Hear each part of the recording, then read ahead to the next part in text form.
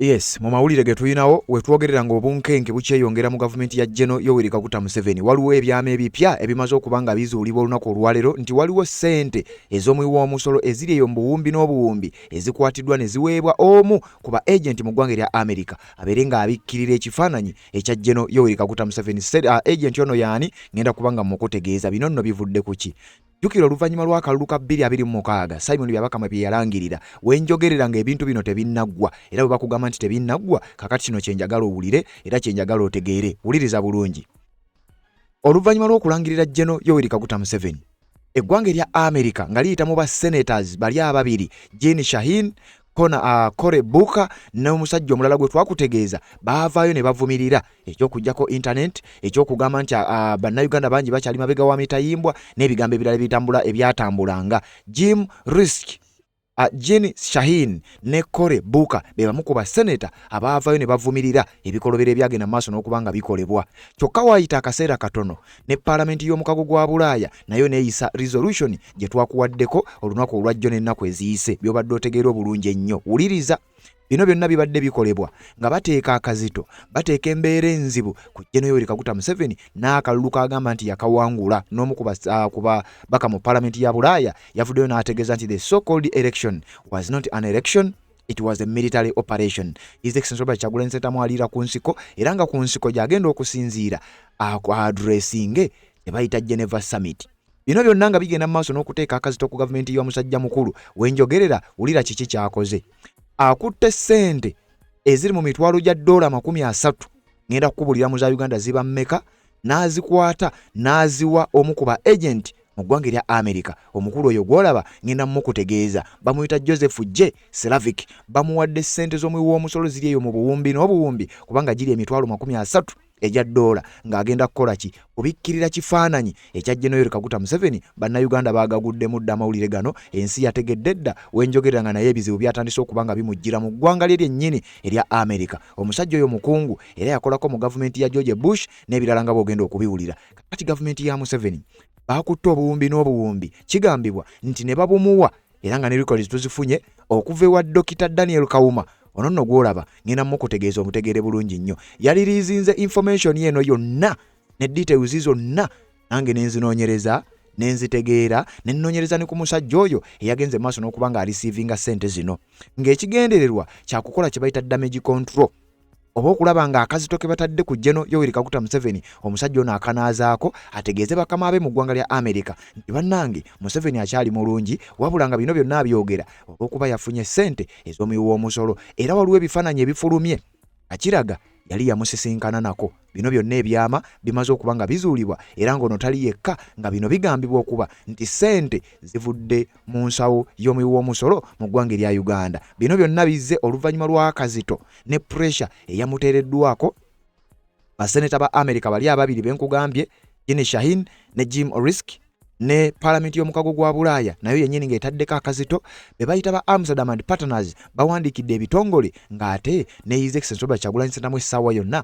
agenda ku addressinga kye tuyita Geneva Summit ennaku z'omwezi nga 18 nga kakati wasigadde ennaku 3 kino kibeere nga kibeerawo. Kakati olwalabye nga biri bityo General Yoweri Kaguta Museveni n'agamba nedda bassebo nange siri wiringi kuwaayo buyinza n'akwata ssente y'omuwi w'omusolo n'agisindikira omusajja mu ggwanga erya America agenda okugenda mu maaso n'okuba nga abikkirira ekifaananyi ekyo nkugambye bamuyita Joseph J. Slavic. Ngenda kuwa ebimukwatako ebitonotono obitegeere bulungi nnyo otegeere emirimu ki gy'abadde akola otegeere emizannyo ki gy'abadde azannyira abamu ku bakulembeze abamawanga ag'enjawulo baabadde akiikirira. Omusajja ono agambibwa okuba nti alisiivinga ssente akole nga foreign agent abeere nga abikkirira ebikolobero ebikolebwa gavumenti z'abannakyemalira mu mawanga naddala ga Africa. Omusajja oyo alisiivinga ssente ng'alisiivinga ali wansi w'ekitongole ekimanyiddwa nga Scribe Strategies and Advisors.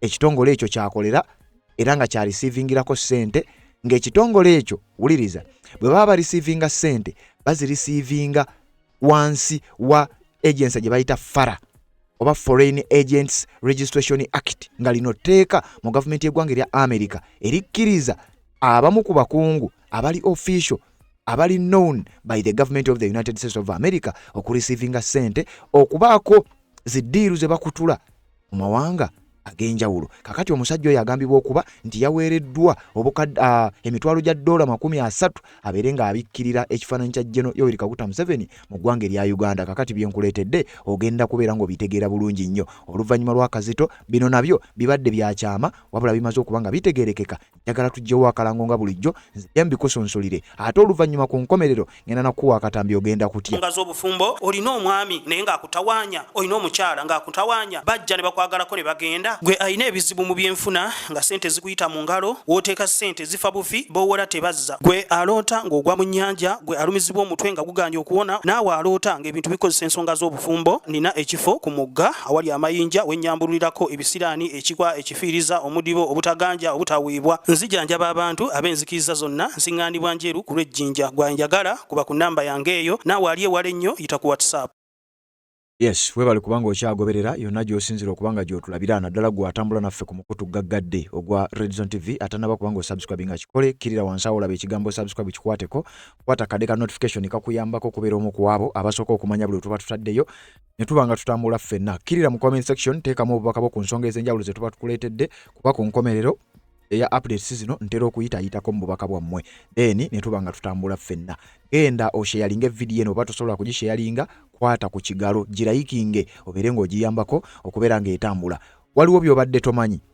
Eggwanga lya Uganda, gavumenti ya General Yoweri Kaguta Museveni oluvannyuma lwa Kazito akamuteereddwako palamenti y'omukago gwa Bulaaya resolution gye baayisizza nga bavumirira ebyava mu kulonda. Akazito akalala tewaliiwo gavumenti yonna eri democratic yavuddeyo neeyozaayoza General Yoweri Kaguta Museveni okuwangula akalulu. Ekyo nakyo kirala. Akazito akalala kaava ewa bannamateeka aba Robert Kyagulanyi Ssentamu ate nga balwanirizi ba ddembe Amsterdam and Partners nga bawandiikidde Commonwealth n'emikago emirala gyonna ne bagiteekako akazito. Akazito akalala kavudde mu kubeera nti Robert Kyagulanyi Ssentamu baamuyise era ng'agenda kwogerako eri ensi ng'ayita mu kye bayita Geneva Summit. Wenjogerera gavumenti ya General Yoweri Kaguta Museveni kiki kye bakoze kakati wuliriza. Kigambibwa okuba nti waliwo ssente z'omuwi w'omusolo ezikwatiddwa ne ziweebwayo era nga ssente zino ziweereddwa mukulu oyo gw'olaba. Ng'omusajja oyo agambibwa okuba nti wansi wa omukago gwe bayita oba kampani gye bayita Scribe Strategies and Advisors eneesangibwa mu kibuga Washington DC era nga kigambibwa okuba nti bamaze okulisiivinga akawumbi ka Uganda kalamba n'obukadde 6 n'emitwalo 86 eza siringi za Uganda nga mu za America giri emitwalo 30 ejja $. Omusajja oyo gw'olabaawo za receivinze okuva eri gavumenti y'eggwanga erya Uganda. Bagenda kukola ki? Omusajja ono ng'ayita mu kampani eyo gye nkutegeezezza arisiivinga ssente ez'enjawulo okuva mu mawanga ag'enjawulo okubaako by'akola.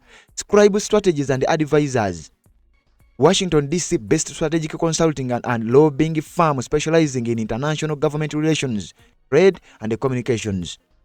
Nti kampani eyo eyambako okulobingira amawanga gano zino zi gavumenti ezitulugunya abantu, eziri corrupt, eziri autocratic, ezitufuga obubi abantu n'omukono ogw'ekyuma, arisiivinga ssente obuwumbi n'obuwumbi abikkirire ekifaananyi ekyo ekya gavumenti ezo abeere ng'ayambako okuweesa ekifaananyi ekirungi eri gavumenti y'eggwanga erya America. Omusajja oyo ngendamu okunnyonnyola. Kakati wansi wa kampani eyo eya Scribe Strategies and Advisors baarisiivinze obukadde emitwalo 30 ejja $, nga bwe buke kawumbi kalamba n'obukadde 6 eza siringi za Uganda. Ng'ekigendererwa kyakubikkirira gavumenti y'eggwanga erya Uganda era nga kampani eyo yatandikibwa Joseph Slavic mu mwaka gwali gwa 1992 nga ono yaliko omukozi mu White House, former White House official era yakolako mu White House maka g'omukulembeze w'eggwanga erya America nga bw'ogenda okuwulira era nga bw'ogenda okutegeeza.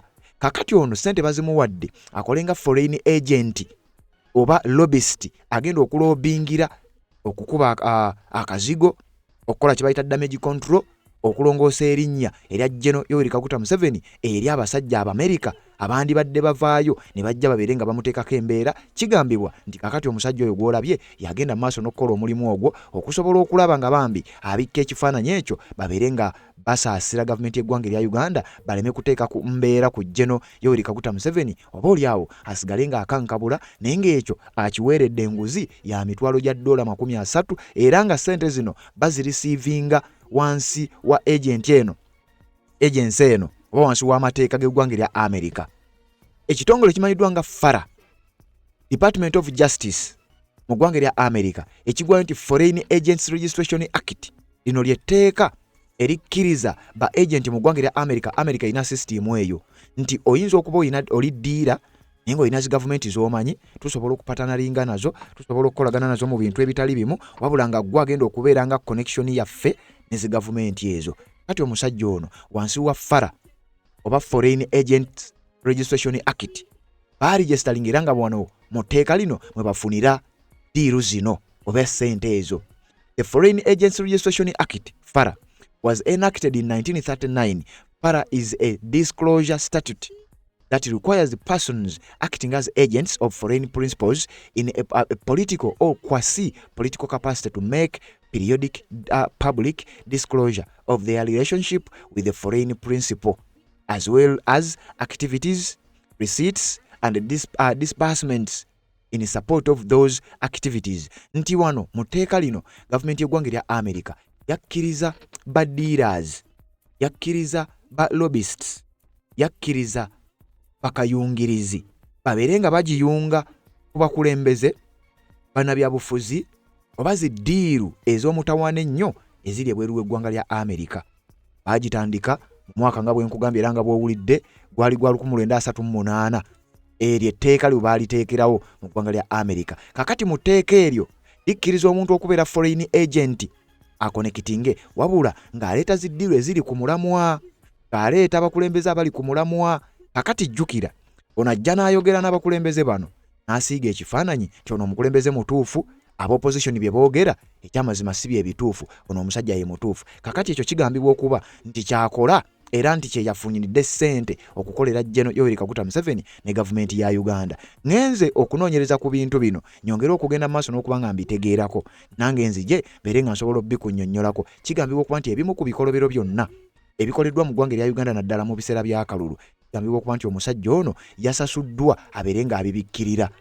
Era nga kigambibwa nti General Kaguta Museveni ali comfortable nnyo nti mmwe ne we munaaleekaana ne we munaakola ki olwedde yamaze dda okusasula. Nenkola okunoonyereza ku kipapula kino Dr. Daniel Kawuma, ono omukulu gw'olaba yakulira NUP diaspora era nga munnakibiina kya National Unity Platform His Excellency Robert Kyagulanyi Ssentamu yamulonda abeere nga yakulembera kye bayita diaspora. Yafulumizza ekiwandiiko kino ne ŋŋamba kankifuneko kopi nzije mbeere nga nkibayitiramu nga kino ekiwandiiko bwe bujulizi oba nga kyekiriko obujulizi obulaga omusajja yarisiivinze ssente, yazirisiivinze kuvaawa, yazirisiivinze ku nsonga ki. Kakati wuliza tukiyitemu akatonotono. Ki document kinene nnyo, kirina pages 9 nenze ngenda kukusomerako ebyo bye ndowooza nti bye byenkizo. Wuliriza. Received by SNSD FARA Registration Unit ennaku z'omwezi 26 mwezi gwa January omwaka 2026 zaali ssaawa 6 ne dakika 18 ne sekendi 45 emisana we yalisiivingira ssente ezo.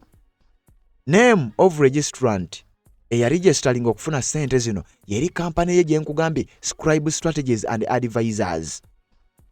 Yarisiivinga ssente under registration number 6305.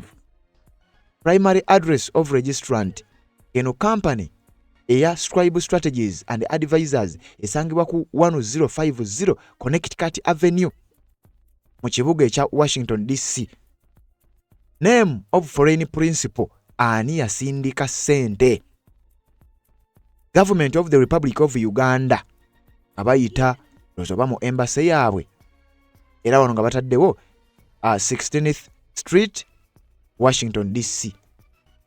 Country stroke regional respondent region represented ne bateekawo Uganda. Sente zavudde mu ggwanga ki oba mu region ki bateekawo nti Uganda. Sente zino gye zavudde ono n'azirisiivinga gavumenti y'eggwanga erya America ng'olwo bali mu kugitegeeza nti nedda ono omukulembeze mulungi nnyo akulembera eggwanga erya Uganda. Indicate whether the foreign principal is one of the following. Government of a foreign country ne batiikinga ono awadde sente government yansi namba ayitidde mu ki okuleeta ssente zino. The Embassy of the Republic of Uganda in Washington DC, embassy gye baayiseemu okubeera ng'ewaayo ssente ezo, era ng'official ye Robbie Abonge ambassador atula mu embassy eyo ye yakutte ssente n'azitwala ng'azitwalira omukulu gwe nkugambye amanyiddwa nga Joseph J. Slavic, nga ssente ezo azitwala ku lwa gavumenti y'eggwanga erya Uganda okusiiga ekifaananyi nti nedda Uganda bye mulaba ku mitimbagano si bye bituufu, kyamazima gavumenti y'omukulu nnungi nnyo. Era nga bwe nkugambye ssente yazirecevinze ng'ennaku z'omwezi 26 omwezi gwa January 2026. Bino bigenza okubaawo ng'akalulu kaakaggwa. Eggwanga lya America nga liyitamu basseneta bali benkugambye, basseneta abaavaayo ne bataakaka ne bateeka embeera ku bakulu, kigambibwa okuba nti ate ne bwe bandibadde ensonga zaabwe zaali zijja kugguka, waliwo abasajja abateekayo akasente tosobola kubawangula, tolina wojja kubayita bali mu kuloobingira mukulu bategeeze ensi oba bategeeze eggwanga lya America nti amazima gavumenti eyo ntuufu nnyo, terina buzibu abantu ba opposition bye boogera bye batabitegeera. Nassaako omukono Joseph Slavic era ne baprintinga document eyo ne bagisubmitinga. Kiri kyenkugambye kye bayita FARA, nga FARA ekyo kiggwayo Foreign Agents Registration Act, etteeka erikkiriza mu ggwanga lya America erikkiriza baddiira oba abantu abagenda okuconnectinga zi gavumenti mu ggwanga lya America n'okusiiga ekifaananyi. Ebyo byonna byaleeteddwa Dr. Daniel Kauma. Omusajja oyo yakoze ekyabadde tekisuubirwa era bw'atyo n'ategeeza ensi ebigenda mu maaso. Dr. Daniel Kauma ono nga sinaba kweyongerayo bw'abadde tamumanyi kamukuweeka katonotono. Dr. Daniel Kauma musajja w'amaanyi nnyo, ye Dr. Daniel Busuulwa Kauma, musajja Munnayuganda ate nga mu America, musajja pharmacist, kulembeze mu byobufuzi ate nga community advocate, asangibwa mu kibuga Maryland eky'eggwanga lya United States of America. Dr. Daniel Kauma yasaavingako nga pharmacy manager ku kye bayita Walmart, Baltimore, Maryland okuviira ddala mu mwaka gwa 2014. Wabula nga we yali tannaba kukola mulimu ogwo, yasooka n'akolako ne kye bayita CVS Care Mark wakati wa 2009 n'omwaka gwa 2014 era mu ggwanga lya America. Ono ayina obuyigirize kye bayita adjunct faculty okuva ku Marshall University College of Pharmacy. Era ng'omusajja ono ekibiina kya National Unity Platform nga kikulemberwa His Excellency Robert Kyagulanyi Ssentamu kyamulonda okubeera NUP diaspora leader. Era Dr. Daniel Kauma kigambibwa okuba nti ye team leader ow'ekitongole ekimanyiddwa nga National Unity Platform Diaspora. Ekibiina kya National Unity Platform kyamuwa obwesige era bw'atyo n'agenda maaso n'okuba ng'akola omulimu ogwo. Wabula era ye president w'Abannayuganda abasangibwa mu Uganda ne Canada, Uganda North American Association oba UNAA, okuviira ddala mu mwaka gwa 2017.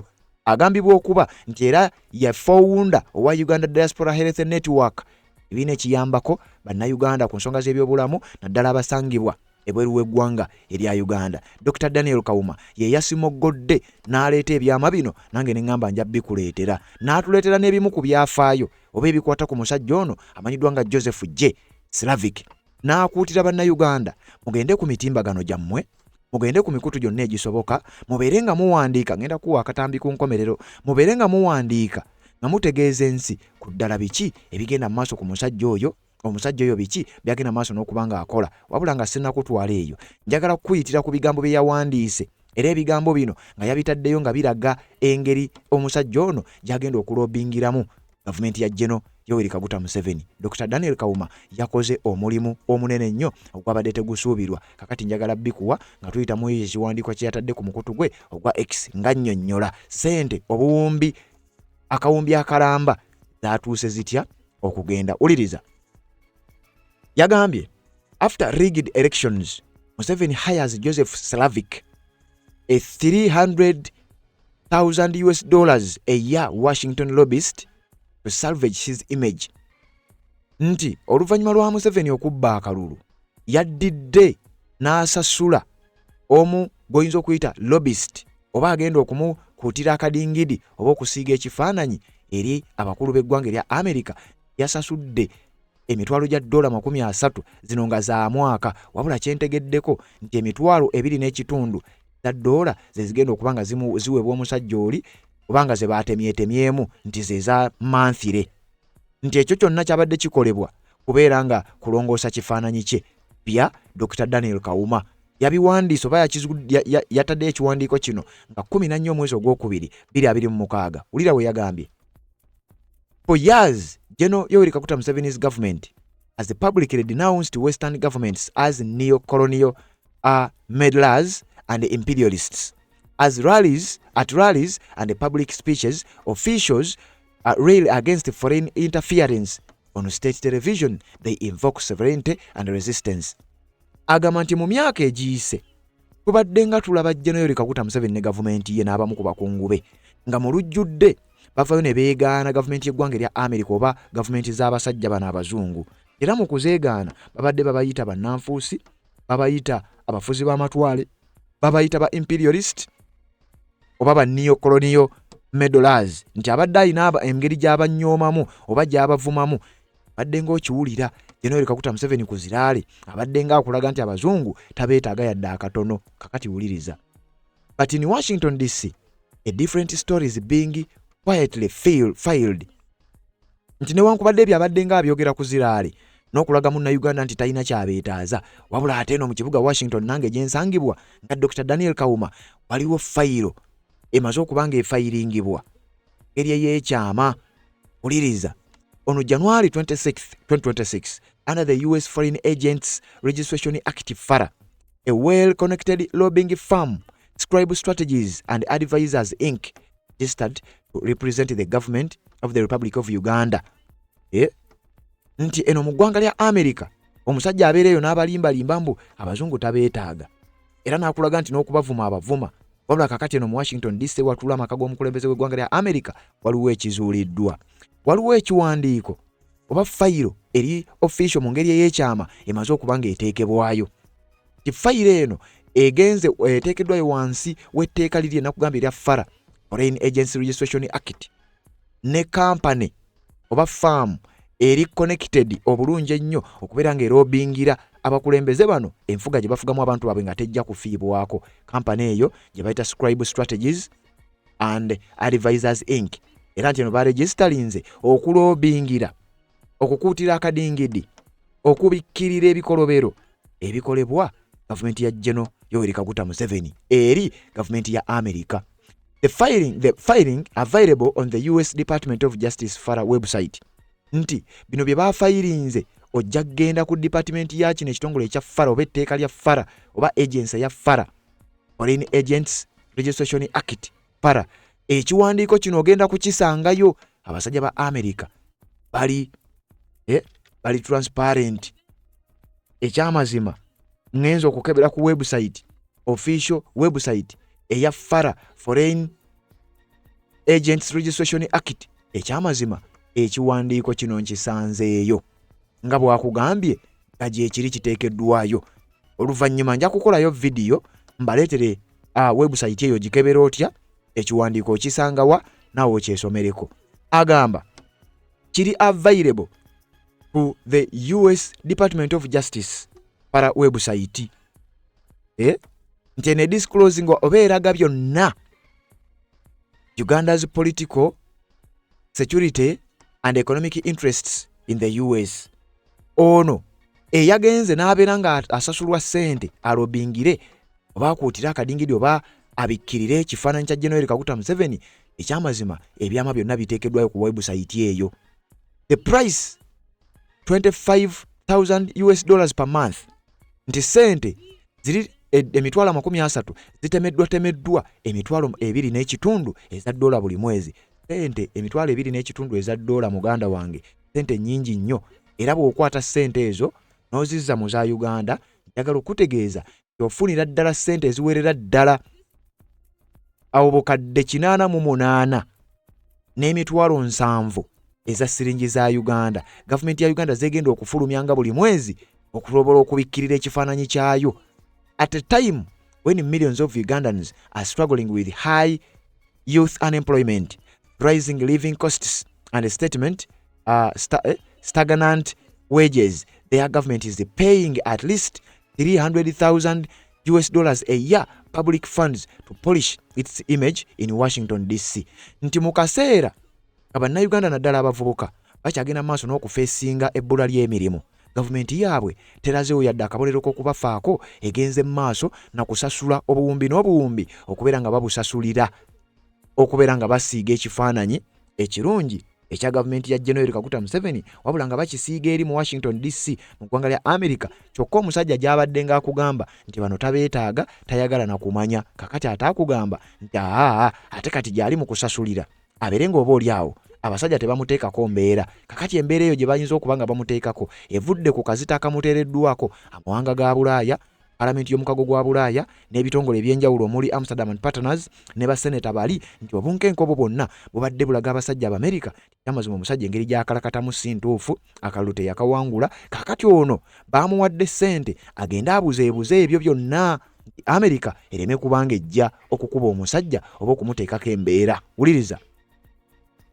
yagambye this is not diplomacy, it is damage control.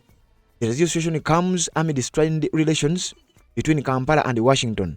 Wuliriza, nti eno si nkolagana y'amawanga mu ngeri eri diplomatic. Eno bagiyita damage control, okubikkirira ebyonoonese. Gavumenti ya America byebadde egenda okumanya eteekewo embeera nti gavumenti ya Uganda yasasulidde ekyo, ekola kye bayita damage control, wabula eno si diplomacy. Nti enkolagana wakati w'eggwanga lya America n'eggwanga lya Uganda teyina kusasulirwa busasulirwa. Ate Uganda nsi njavu teyina kuba na ssente zeeteeka eri basobole okuba nga bakolagana nayo.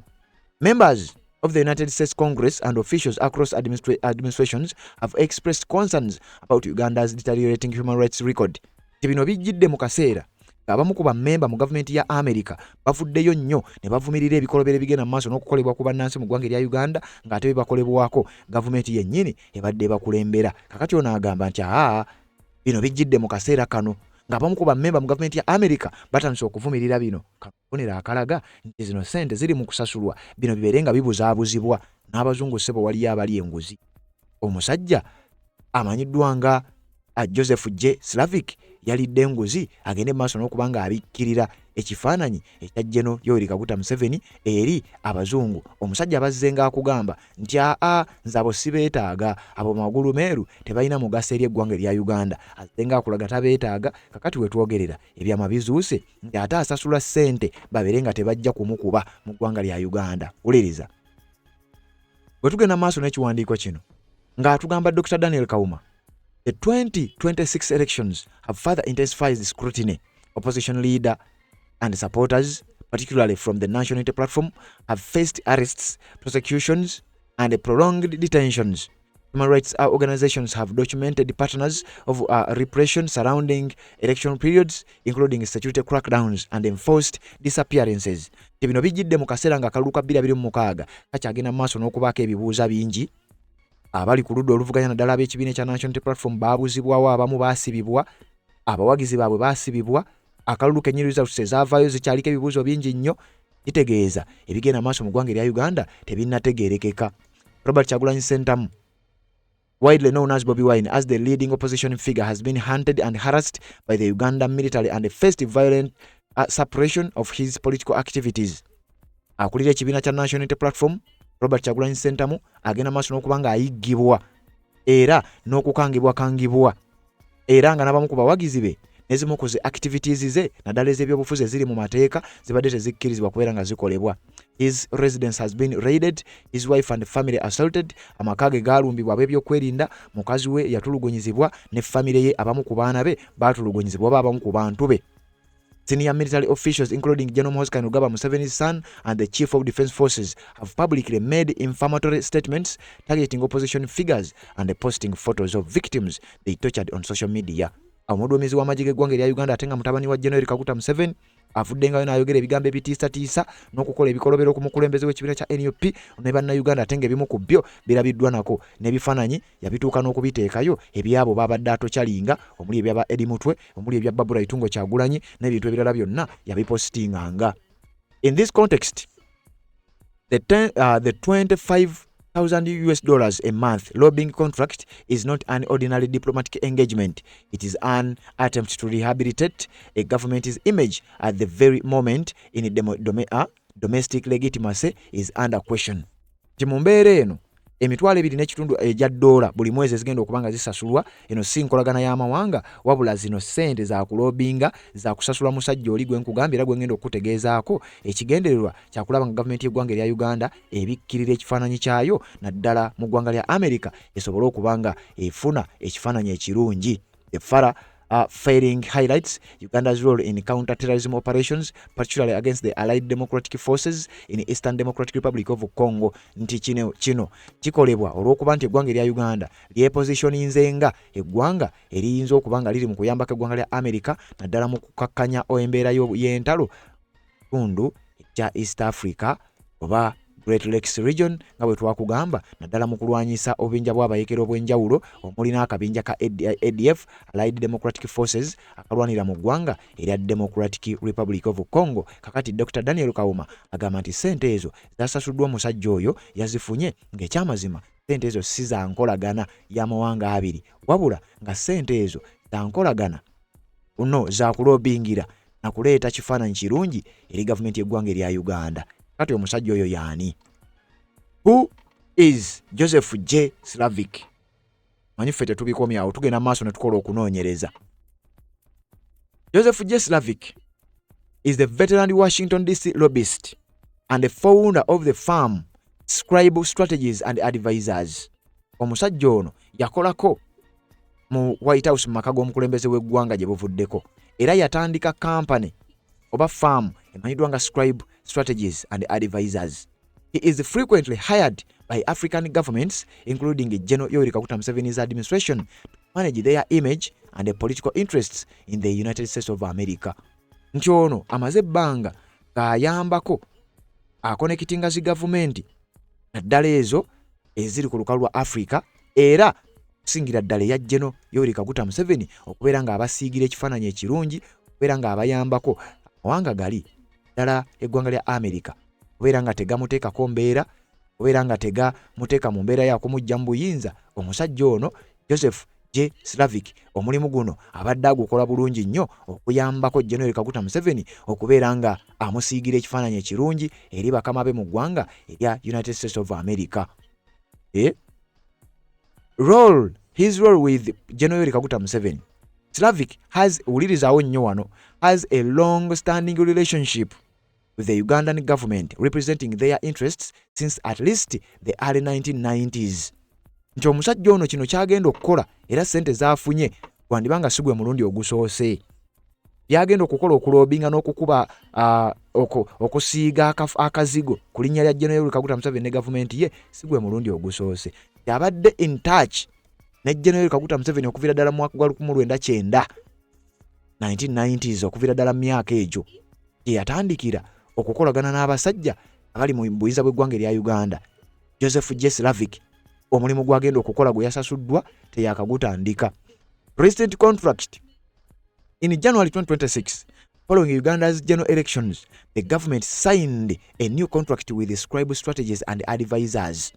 Nti wadde bibaddewo okuviira ddala mu 1990s otwogerera mu January wa 2026 gavumenti y'eggwanga erya Uganda yasayininze eddendagaano ne company emanyiddwa nga Scribe Strategies and Advisors. Kajjukira nkugambye yatandikibwa omusajja oyo Joseph Slavic ono agenda kulobingira n'okusiiga akafaananyi akalungi eri gavumenti ya General Yoweri Kaguta Museveni ng'asiigira gavumenti ya America mbwolwo baleme kukola bulumbaganyi, baleme kujja General Yoweri Kaguta Museveni mu buyinza bamulabe nga omuntu ali mu kubayambako mu regioni okubalwanira entalo n'okubakolera ebintu. Nti ono omukulu yabadde middleman ebbanga lyonna ate kati kikyagenda maaso kubanga basayininze contract endala ng'agenda kufuna emitwalo gya dola 30 ekawumbi ka siringi za Uganda kalamba okumala omwezi okumala omwaka mulamba nga buli mwezi gigenda kubeera emitwalo 2.5 eza dola. Sente ezo emitwalo 2.5 eza dola oziza mu za Uganda nkugambye zikolera ddala obukadde 88 n'emitwalo 60. Omukulu oyo zagambibwa okuba nti zagenda okufuna onaawulira omukutu gwa Red Zone TV. Wuliriza, omukulu ono amanyiddwa nga Joseph Slavic. Kigambibwa okuba nti the primary goal of lobbying is damage control, specifically to salvage Museveni's image and advance Uganda's political, security and economic interests in the United States of America amid tensions over human rights and election integrity. Ekigendererwa kya ddiiro eno gye baasayininze sente zagenda okufuna zengenda okwongera okutegeeza kyekigendererwa ekikulu oba objective ya damage control, kulaba nga abikkirira ebikolobero, kulaba nga abikkirira ebyakoleddwa oluvannyuma lw'akalulu akaakabaawo nga kaliko ebibuuzo bingi nnyo. The agreement is reportedly worth $25,000 per month, approximately $300,000 annually.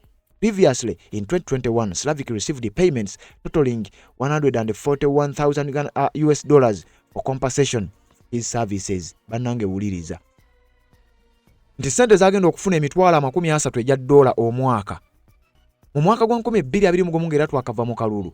Era yakola omulimu gwe gumu, Slavic n'afuna $14,100 eza dola. Yafuna ka compensation ku services ezimu era ze yakolera eggwanga erya Uganda. Aina experience mu White House. Amaze ebbanga ng'akolera abamu ku bakulembeze ababaddeko mu ggwanga erya America mu White House.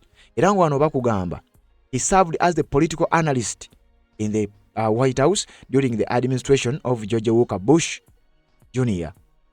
Nti yakolako nga political analyst mu maka g'omukulembeze w'eggwanga erya America wansi w'obukulembeze bwa George Walker Bush Jr. Era beyond Uganda nti okusukka eggwanga erya Uganda akolaganye n'amawanga ga Africa mangi ng'agenda n'asiiga ekifaananyi eri mu ggwanga lya America. Tovula banga abafuzi bano abamu ne bwakola ebikolobero America tevaayo, ne bwakola ebikolobero America teyogera. Kakati kigambibwa okuba nti omusajja ono abadde azanya loolo nnene.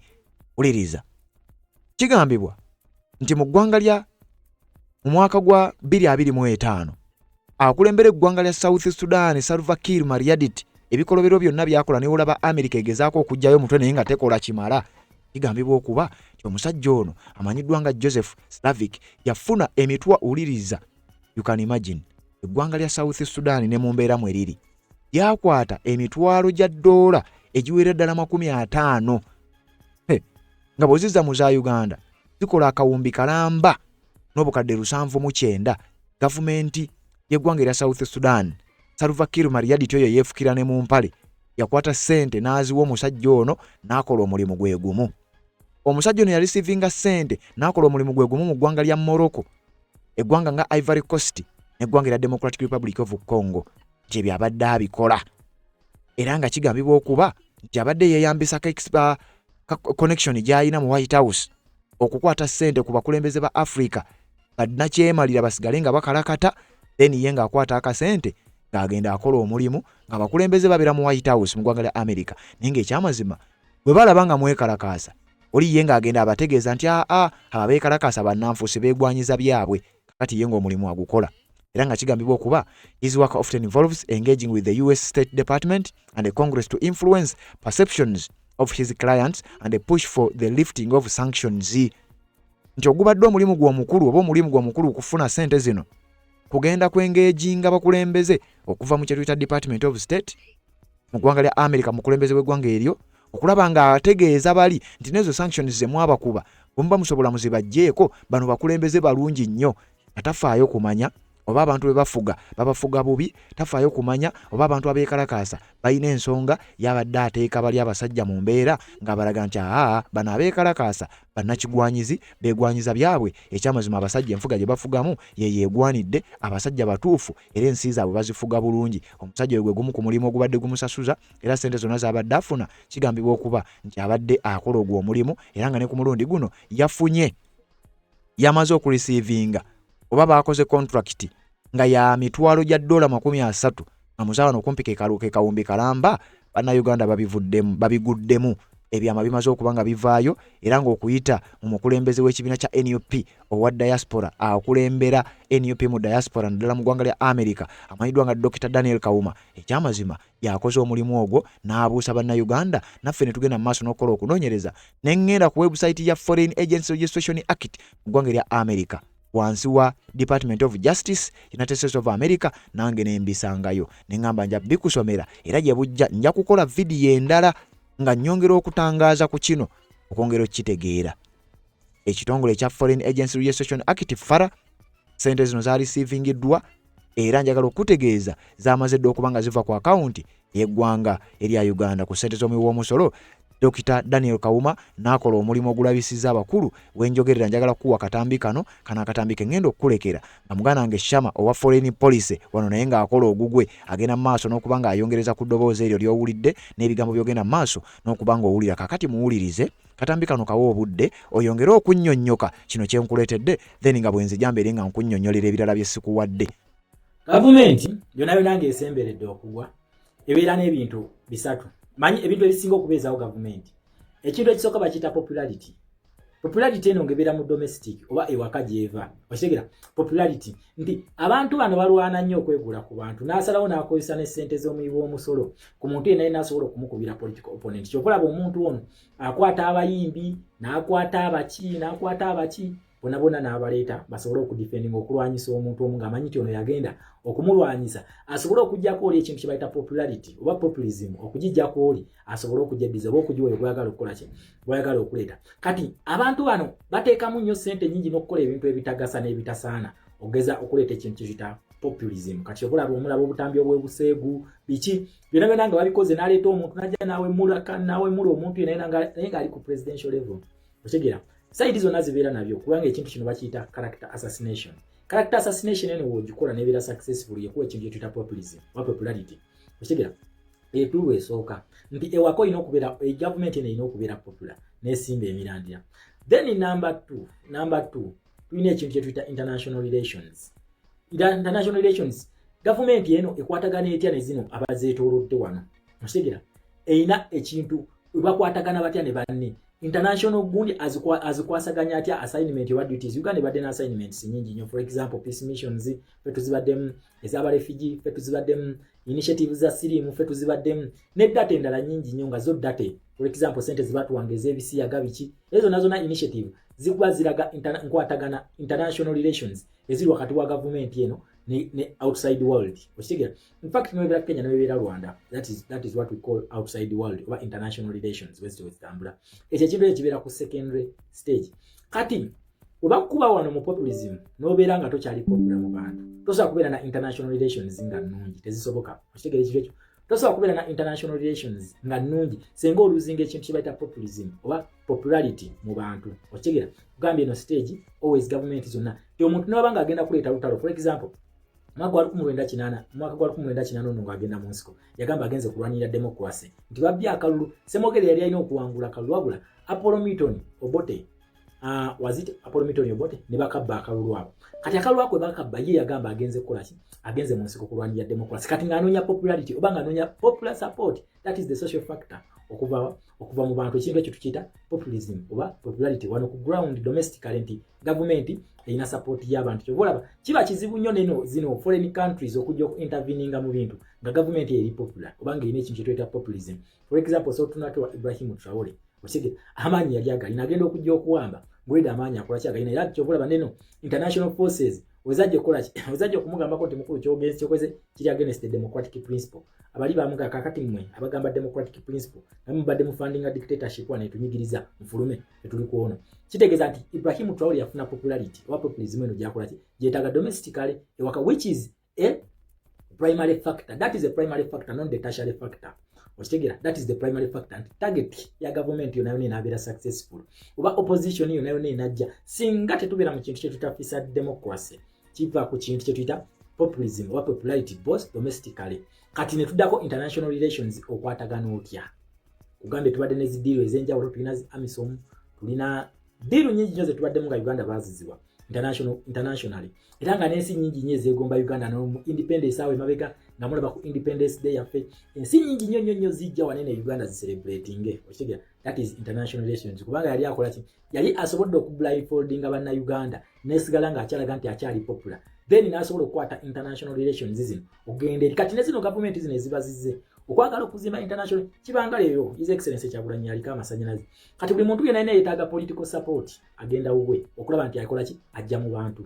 Okitegera ekintu kiwera aziba neno abajjonkezi ate balina kulwanyisayo okumugyako popularity eyo okumulabisa mbu mu publicly basobole okwonoona ki image ye kugambe ekyo bakiyita character assassination mu civics oba mu political science. tukiyita character assassination. Ati nezino government zino ezijja zobeera okwatagana nazo zinoonya ki? Ziba zinoonya kufuna popularity. Naye popularity eno ogenda gifuna ki? Mu international relations. Ki? Internationally, especially for the country of Uganda, for the case of Uganda. Nti relations za Uganda ne bano abanene ensi bonna bonna beetaaga nagamba ensi yonna yeetaaga abantu basatu. Naye ku bantu abasatu abo tulinako babiri. Kiddamu ensi yeetaaga abantu basatu. Ku bantu abasatu abo tulinako abantu babiri kati already. Tulinako America, tulinako ne Europe. European Union yetu tuba tulina France. Kitegeeza nti kati already tuuzayo omuntu atya omu ku bano abeetaaga ensi okusobola okukola ki? Okuliidinga bano ba president okubeera successful n'ebisanja byabwe abantu abasatu beetaaga okuli Bungereza, okuli America, okuli France, that is the United Nations. Yabeera beetaaga. Ensi ezisinga ezikiriza mu democracy ebula badda nakuli bakati tuli ba democrats tuli biki and they know the consequences senga okera kumacha ne wefuulira abantu bano.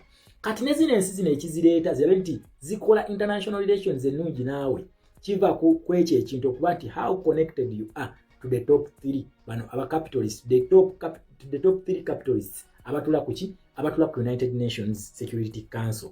Ostegera nabo nga baagala kusika kugwe masanyalaze Uganda bwete webadde ebiseera biri emabega nti amasanyalaze gonna badde olina okujja ne wa Museveni osobola okukola ki?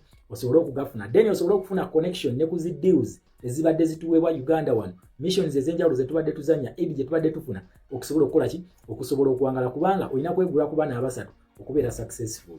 Ostegera ekyo ekintu bagita secondary stage. Ostegera then tulina ekintu kye tuyita tertiary stage. Tertiary eno eriyitya waliwo ekintu kye tuyita invisible hand. Waliwo ekintu kye bayita invisible hand. Tertiary stage tugambe tulina primary which is the domestic policy oba populism oba popularity domestically home. Tulina ekintu kye tuyita tertiary, that is the international, secondary which is the international relations. Then tulina ekintu ekyokusatu kye tuyita tertiary stage. Kugambe zino byobeera nabyo ng'oli successful government. Kati government zonna ezibeera ziriyo mu nsi yonna tulina ekintu kye tuyita invisible hand. Kati bali ba top balina ekintu kye bayita deep state. Kati mpulira n'ensi ezimu nga zeesudde ati Uganda ina deep state, Uganda ina deep state, South Africa ina deep state. Ebyo byakuba kusiriwaza. Ensi ziri ssatu ezirina deep state, ziri ssatu. Ensi esooka United States of America, eyokubiri ye France, eyokusatu ye Bungereza. Ensi bokka balina deep state.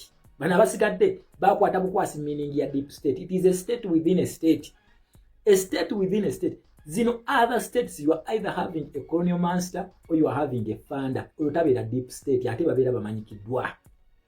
Mu Uganda tukimanyi nti nno biggest funder economically ye mu America ng'onayagala kushiftinga ave ku America agende ku Russia. Ebbanga yonna tubadde tukimanyi nti United States of America ng'ennaku z'omwezi 19 omwezi gwa October omwaka gwa 1962 basayininga endagaano ne Uganda economical agreement gye bakola nti America yagenda okubeera top funder wa Uganda tuyingire ekintu tuyita American foreign policy mutubeera tutambulira. So that is not a secret. Yotebeera secret. Okitegeera bye bagamba mu Uganda simanya ina deep state. We have a funder called the United States of America. Deep state temanyibwa eba temanyikiddwa. A state within a state. Bano bwe babeera ba controlling a state yeyo oba ba think tank wa state yeyo. Ensi esobola okubeera ne think tank naye nga si deep state. Okitegera. So njagala nnyo tutegeere ekintu kino bayita deep state. Tulekerengaawo ogoberera bano balwomusya nanga boogera ebyekisiru bantu babe bakola ne constitution naye awakanya constitution gye yakola. So tuve mu politics wabwe nakugamba wano Shama Fat D3 Media bino wogenda okubijja nkiddamu wano Shama Fat D3 Media the independent political analyst media oba center wetuli. Okitegera ekintu ekyo kati tosobola kugamba nti Uganda ina deep state ebabeera bakusiriwaza buseza otherwise abatamanyi kintu deep state kyekitegeza. Fe tubeera n'aba colonial master kati for example babwa Uganda is a commonwealth state. Uganda is a commonwealth state because we are a British protectorate. Nti Bangereza bakola ki beba tutwala twali lya Bungereza ensonga kituli mu kintu kye tuyita ki commonwealth heads of state meetings tuzigendamu. Okitegera nga nezimu zaali waffe gye zibeera yonna tugendayo. Okitegera kati ate yebeera deep state. Deep state bano ba think tank kugambe zino ensi zino endala zibeera n'ekintu kye bayita either a funder or a colonial master. Wabula ekintu kye bayita deep state wa think tank. For example njagala tunuulye America. America yo tukimanyi nti president si yakola decisions. Si yazikola. Okitegera bo batunuulya babeesinga okusinziira ku mbeera eriwo ne baleeta omuntu asuutinga mu eyo situation gye baagala okugyawo. Okitegera gye baagala okugyawo batunula nti akabinja ka BRICS katutabukidde nga bagamba ki twete Donald Trump alwanyisa olutalo luno. Especially ba Democrats. Okitegera webatunula nti waliyo ensi eyagala okugenda against interest zaabwe nga baga okay tugende mu Congress government erina ba permanent members nga bo tebakyukibwa kigwa nga ba in fact kyabusika nga bo babeerako bwe bati bano bakeepinga top secrets ez'eyensi okitegera ngamanya nti kakati Uganda yagala kutumanyira okay Uganda yagala kutumanyira nti ki wali gold oyo asobola okuba $, ne batujja mu saturation kati kiki tugenda okukola mukwate Uganda ne mugiwuttule okitegera mugikwate mugiwuttule ani asobola okukikola kino Donald Trump tumuleete Donald Trump tokwagala ng'ojja wane ekisanja kino ogenda tukubira Iran ogenda kujja tukubira Venezuela ogenda kukwata Uganda eyo giwujje okwate Congo eyo gituwe tujeetaaga then ne Ibrahim Traore obeeko omutuusiza then president omulala jammalize bamutandiseeko da Ibrahim Traore abeefula nti bateeseganya naye bamutwalira olukwano nenda ugaye bano balina tactics nyingi wembanga weeyita kabaka wa reverse psychology banga ku America mu nsi yonna ndabika nze abasobolako ntegeera tactic gye baagala otegeera nimanya bano babbi namwe mujja biga nga mwekuumidde wano ku Infinity Class muvuziza bano abasajja ku nsi abantu baga naye gwe otula ku Senate ya America si kwentuula just nze nagenda ne balini conference eyo nenjiwa obudde okitegera balini conference eyo najiwa obudde kati muvuzi abo zitegeererawo nomanya nti kakati ono baagala bamugonze saawa eno bakimanyi nti Ibrahim Traore alina ekintu kyetuyita popular support oba the population support agirina kati basobola kumudumira budumizi kyobola bamuleeketedde byonna ne bamala ate ne babizikiza bo bennyini ate ne beefula nti bagenze kuteesa naye ate naye atandise okuba mu trap zaabwe era we twogerera ebbanga terijja kubadde nnyo Ibrahim Traore ono bagenda mujjayo bamuze mu democracy anytime soon just watch the space wana yawe kabuusa omurasha n'amanya nti ono omurasha just kutuwaga bwazi naye nga kabejja ye mu America otegera ekintu kino so badde nkyakunnyonnyola deep state eno nga weebeera deep state eyo kati yo deep state they are always the invisible hand mu revolution zonna ezibeerawo mu nsi deep state zino bibabeera ba invisible hand kati invisible hand ezo zitandika revolution kati bakutandikako revolution gwe aluzinze popular support aluzinze foreign policy oba international relations ngoziluzinze for example mu Uganda bina bitu emba zomesa bibirawo just ngatembirawo independence za Uganda kati zijja kuba president bameka independence za Uganda kubeera kuba president bameka obagamba compare and contrast independence ziri ne zino zijja kuba president bameka oluusi abeera omu nga kyaliwe oluusi babiri oluusi basatu naye nga bonna bakyalibe bonna ba dictator siri ebiri bakuŋŋaanyanga ensi n'ensi ne zijja lwaki kakati bano bakyabe nti deep state yaziri ensi bano ba policy makers batandise okumwedistancingako kati gwe ali mu kuluzinga support eno kikyokola waliwo ekintu kye tuyita ba lobbyists zino zibeera nga law firm naye lobbyists bano bagezaako nnyo okukuba ebituli wali nti buli colonial master oba deep state bafanda watuuka okulaba naga n'ekino nga tekitambula bulungi kati ono lobbyist aba alina okujja n'akubawo ekiraka kati nammwe abantu temumumanya ono lobbyist temumanya yabeeranga deep state wagin weena ensi naye nga these are called lobbyists not deep state okitegera kati yabeeranga gundi lo faamu eno tekwali ebituli 18-19 watta abantu bajja kwefuula nti akyabakutte abakutte akakookolo opposition yiye okay katulabe kasitoba nga togenza against interest ez'abano ba deep state oba ez'ensi eyo either colonial master oba founder kasitoba nga togenza against interest ezo omuntu najja nabba akalulu ne bagenda mu kooti nafuna legitimacy kakati akabbye akalulu kale akabbye abantu bakakirabe nti akabbye nago why kale akabbye interest zamwe tazibawa nti azituwa then mumufaako kimuleka abantu balizuukuka bali tulibako kye tukolawo okitegeera kati oyo lobbyist abeeranga eva akola buzannyo obwo kati lwotegeerera nti kati otandise okuluzinga kwe kukeera ku makya ne batandika okweexposinga ba lobbyist bo another lobbyist this one here is exposed mujjukire twalina Million Black yasibanga International Criminal Court okuba bamu exposing his excellency Kyagulanyi no summit ya kubiri eri yali yakulopa democracy eno ya human rights mulinde olutalo obuzibu obugenda okuva mu eno summit bana abasajja batidde kyovola ba European Union tebannagirumba nnyo na bikompola bino bibagira nabyeke ebbaluwa gye mutambuza but ebbaluwa sintuufu yes sintuufu maybe babadde bagala gireeta oli n'ajanguyira n'agiweereza ne bagiteeka mu gundi ne bajanguyira ogikuba nejja mu public naye ebbaluwa eyo bana abasajja sibe bagitadde tonalaba ku X yaabwe nga balumba European Union Parliament tebannaba kugirumba ebyo babadde nga balumba nga tujja kukola kino tujja eyo arrogance gye babadde bagera kati bategedde nti agundi etuuse ku nnyoge namusa etuuse ku nnyoge kati balobist bano kasita batandika okugera kugambe twalina Million Black twamuyino yali lobist nga yagezaako okubikkirira ebikolobero byonna ebikolebwa crimes against humanity ezikolebwa gavumenti eno nga zino balidinga kuki mu International Criminal Court.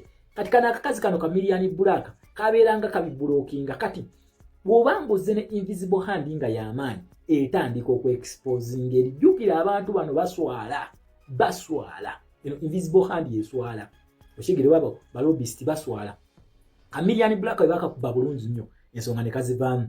Kati wali ku UN tukola ki twitale batukana okuyita Norbert Mao nga mayitawo bitebye Norbert Mao ng'agenda litavaayo omusajja wa International Criminal Court ne yeesitula n'ajja Uganda n'amugamba kaakati mukulu Summons nakugamba oyo kasita omulaba talina mulimu gwonna guli official mu nsi abazze kuwa Summons oleme kwekwasa nti Summons tewazifuna basooka ne bakusindikira Summons ne bazikusindikira kati kasita bakulaba nti otuuse wali wennyini bakwetaga Karimu yeesitula najja n'akuleetera Summons then zijje zikole ki bakugambe emisango gye bakuvunana otandika okutegeka obujulizi bwo kwasi ekyobi stopping omusango no guleme kweyongera naye senga okola emputtu babeera ono already Summons abeera azikuwadda bakuweereza buweereza kibaluwa kibakuntumye nga bagamba mukulu kati tukwetaaga tandika ojja oweewozeeko kati kibeera erigwe either ogende oweewozeeko oba si ekyogaane bo bakukusalire bakukime bakukuba ejjeekeyo okitegeera ekintu ekyo kubanga waliwo consequences. Kati kano ka Million Black gwe gwali omulimu gwako nga kalina okulaba nti kafreezinga ebintu ebyo butakola ki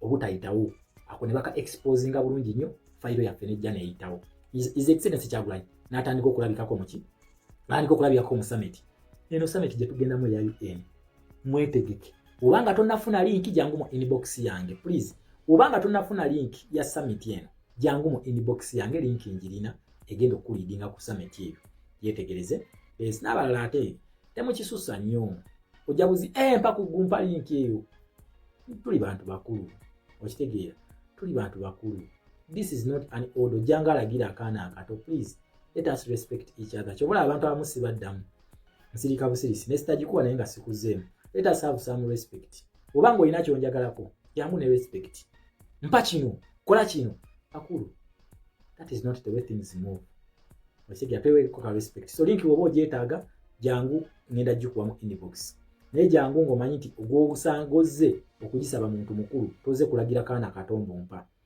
okitegeera so oyo Million Black ne tumuteeka ebbali waliwo akakazi akalala ke bayita ka Paula mwali nakawo nga mufaafagana nakawo emabega awo okitegeera nawo ka blockinganga kakati omuntu abadde ablocking emisango gyaffe obutagenda ku Congress eri bamuyita Joseph Slavic yono yabadde blocking emisango gyaffe ogenda okuyitawo bino ebintu bino byonna bagamba nti obeera ne fake opposition tesobola kulaba bino kubanga ki biwabeera mu script yabyo nga oli tatuuka kyogamba abazungu tebabiraba kyemugamba kasokedde ngatta abantu tebakiraba ne batandika okuleetawo excuse eno ey'ekisiru naye nga byonna babeera babimanyi okuva National Unity Platform ne His Excellency Kyagulanyi yayingira revolution eno balobisiti ba Museveni basatu abali strong bali exposed yono yowokusatu Joseph Slavic mu United States of America ali exposed naye okitegeera era nga abasajja bano tebaagala nsi yaabwe omusajja ono buli mwezi abadde afunanga emitwalo 2.5 ejja ddoola okitegeera sente ezo zikyuseemu labe kiki ezisobola okukola mu Uganda awo abantu bafa kansa abantu bafa mu malwaliro abantu balwala bano abasajja tebafaayo bo kasita bafuna omuntu ababulookingira emisango gino abazungu baleme kubalabisa bino ebintu bebeekazaamu betwakuwa bakolonialisti bete tubaagala wamala okwekangabiriza mu media ngadde eringa akuba essimu bannange nsaba mu nsonyiwe badde nkyayiiya abantu banene baleme kunvaamu bannange temunvaamu ngenda kukuwaayo mmeka ibabeerako nga bavudde mu media bino bebeekangabiriza omuzungu tetumwetaaga omuzungu talina kyatugamba abazungu batusaanyawo Slavic n'ekikampani kye babadde bafunanga emitwalo 2 ejja ddoola sente mmeka ezo omwaka emiliyoni 25 gy'emitwalo 25 ejja ddoola kati emitwalo 25 ejja ddoola njagala ogikubisemu mu za Uganda olaba amalwaliro ameka agasobola okuzimbibwa ku ezo ssente Museveni abadde aziwa omuntu omu ate nga talina ono yekka ayina bangi ayina abantu mu mawanga ag'enjawulo ne ku European Union tujja bamanya bani abadde batublockinga nga ku European Union nibo tujja bamanya okitegeera so ayina bangi babadde nga wa ssente zino naye wamalanga ajja mu kamera nga akugamba nze feba colonialist tetwagala bakuwa ba colonialist temujja kuteekako bibuli feba colonialist Uganda is an independent state, Uganda is a sovereign state, nyonyo nayogera byonna mu kamera okitegeera naye omubuuza tibano sente obawaza ki munango badde ngo obawaza ki kubulokinga weno wajja nekangabiriza na daily neyewozaako kati ne bano nabo bagenda omusajja okwata ekintu kiri ekya popular support alina okulaga bano ba subjects bafuga nti wamaanyi nnyo era yayimirizaawo economy naga these are just trash, these are cockroaches. African presidents are all cockroaches. Buyenje tebalina kye bali just badda kweno ku bantu fe tuli bakitalo nze nja kukuba they are strong okwaba batalina mundu kufe naye balina gye bagenda ne bafukamira gye bali nakugamba bafuga ensi bali basatu akati ono wokusatu ali exposed tugenda kuyitawo eno revolution ya ddala is going to leave no stone unturned. Kino kitutwale ne ku resolution ezakoledwa European Union tujja kubanga tuziyitamu mu video yawe enaddako tujja kuba tuziyitamu then ne tulabe n'egundi meeting eyokusatu nga 18 tugenda kugifunamu ki mu Uganda wetegeke mu video yaffe enaddako tugenda kuba tumanya resolutions ezayisiddwa then meeting eyokusatu tugifunamu kaki subira ebintu bisatu oshegera ebintu bisatu bye tugenda okufuna mweno meeting eyokusatu ekintu ekisooka teekako subscription oteekeko notification osharinge n'abalala bakoleki basobole okubifuna tegweko mu video yaffe enaddako for God and my country Uganda. Nga z'obufumbo olina omwami naye ng'akutawanya olina omukyala ng'akutawanya bajja ne bakwagalako ne bagenda gwe alina ebizibu mu byenfuna nga sente zikuyita mu ngalo wooteeka sente zifa bufi boowola tebazza gwe aloota ng'ogwa mu nnyanja gwe alumizibwa omutwe nga guganja okuwona naawe aloota ng'ebintu bikozesa ensonga z'obufumbo nina ekifo ku mugga awali amayinja wennyambululirako ebisiraani ekikwa ekifiiriza omudibo obutaganja obutaweebwa nzijanjaba abantu ab'enzikiriza zonna nsiŋŋaanibwa njeru ku lw'ejjinja gwanjagala kuba ku nnamba yange eyo naawe ewala ennyo yita ku WhatsApp.